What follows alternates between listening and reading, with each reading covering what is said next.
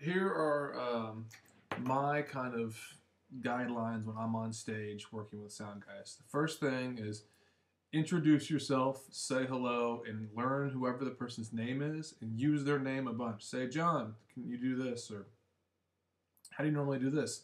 Thanks, John. Hey, John. And that way, when you're halfway across the room and you can't get the sound guy's attention, you don't have to yell man or dude or guy. You can just say, John.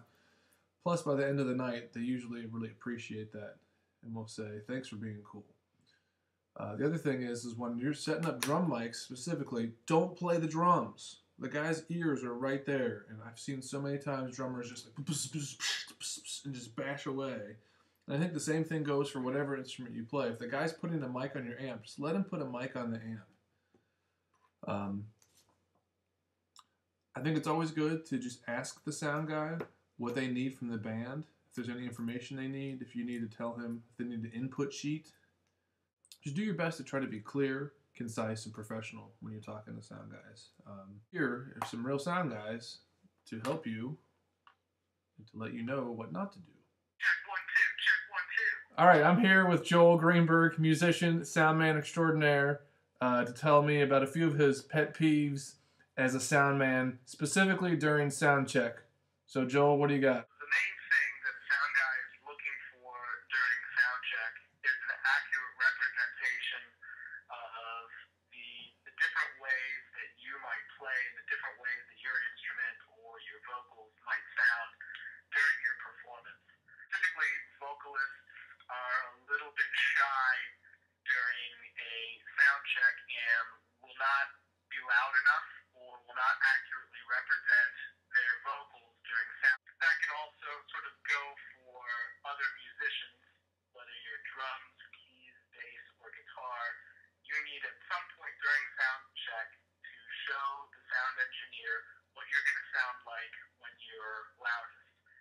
Your clean channel and your overdrive and your solo channel can't be too far different. They can't have too big a difference in volume. And we often see that with between clean and dirty. Would you say it's safe to say, unless you're playing at an extremely high professional level, that you need to be doing your own job on stage of making sure you're putting out a consistent amount of sound and not expect the sound guy to be sitting back there changing your volume constantly? Yes, that's true. If you show up to the club and the sound guy is the house sound person and he is not intimately familiar with your music, it's okay if when you go to take a solo, you're significantly louder. Sure. Not ridiculous, but it's okay to be louder. That means he won't have to reach for the fader to turn you up for your guitar solo. What about like pet peeves? Asking for more of everything constantly in their monitors. And this is across the board. Sometimes sound guys really hard on vocalists, but I hear this from everyone. They say, give me a little bit more of this. Oh, wait, I can't hear that now. Give me more of that. So say you're a bass player, and he says, I can't hear the guitar. Turn the guitar up. He says, I can't hear the vocalist now. Turn the vocalist up. Okay, I can't hear the snare. Turn the snare up. What's happening is you're getting into this battle by turning things up to the point that they mask other things in your monitor mix.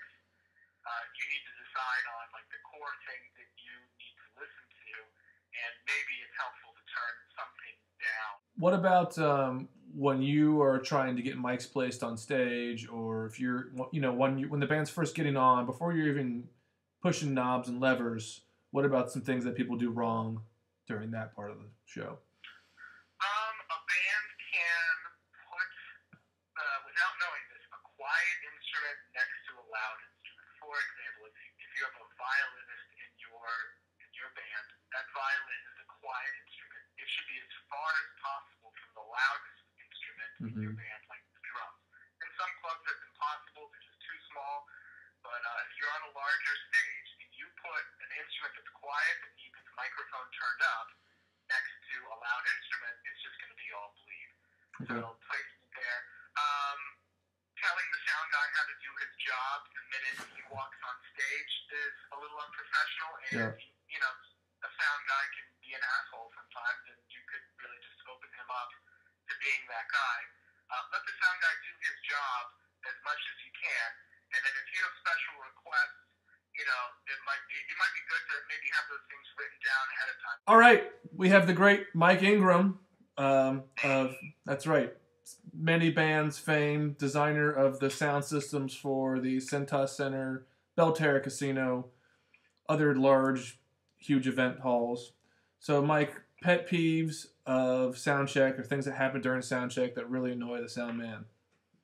The number one thing is when people sound check at a different volume and intensity as when they actually start playing. Like, the drummer will just play at a pretty reasonable volume during sound check, and even if they play a full song, and then the performance comes around and they start hitting everything at like the first song as loud as they possibly can and as hard as they can, right? And everything starts distorting and sounding terrible. So while you're doing that, you have a vocalist who, during sound check, is like a little mouse. He's just like, hey, check, check, check, check. I can't hear myself. Check, check, check. And then when they actually start the first song, he actually swallows the microphone and screams as loud as he can, and everything starts distorting and feeding back. Right. While you're trying to get the drummer to stop distorting and feeding back because everyone's way louder. And then at the same time, when they're asking for a vocal check, like, it's not just like tapping on the mic and being like, yep, that works. Because different people sound differently and they sing at different volumes. And if you're not singing at that volume during sound check, it was not only useless, but it was also actually counterproductive. Because, I'll jump through all these hoops to try to get the thing loud enough without feeding back. And then it turns out they don't need that at all because they're like the loudest person in the world. Their significant other will come over to you and be like, I can't hear them during the sound check. And then during the show, they'll say, they're way too loud. You mentioned not having their girlfriend or boyfriend come up and complain to you about how they can't hear people. When is that ever okay to walk up to the sound guy and say, like, I can't hear this person or I can't hear that person? After the first song or two. Okay. Don't ever come over to the sound guy during the first song because he's trying to correct for everything I just talked about. Give him a chance, in the context of the actual show and the actual context to adjust. And then after maybe the second song, if it's still a problem. What about during setup when people are getting their stuff on stage and you're trying to place mics or anything? Is there any common mistakes that people make then? I mean, if you're on a multiple band build, just get everything off as fast as you can and then tear it down. Don't, drummers will start taking their cymbals off their stand and calmly packing them into their, drum case and stuff. Just get it out of the way. What about during monitors or anything that people do when they're trying to get their monitors set? That seems to be a problem. Other things that's kind of hard about monitors, especially when you're in a situation where you just get a line check, is when, it's not right for the first song or whatever. And then you don't want to sound like a jerk and spend the whole set saying, could I have more of this? Could I have less of this? Could I have more of this? I would say, between the first and second song, say, hey, can I just have a little bit more of this or that? That's perfectly reasonable. And even maybe during the third song, but don't do it between every song. At some point, give up and say, this is what I'm going to get. Because it just makes you look like a jerk. And it doesn't make me look like a jerk at all.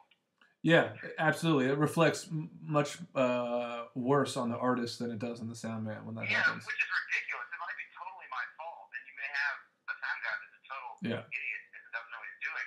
But it always seems to reflect on the artist when they're like, God, all they did was bitch about their monitors. Absolutely. Like, every song, my vocal up, my other vocal up, blah, blah, blah. Like, it doesn't make me look bad at all. And that's why I always say, if you're on stage and monitors might be terrible, pick, like, the one thing you think that could be fixed. Like, can I have a little bit more of my vocals, Yeah. Whatever's the one thing that will get you through the show.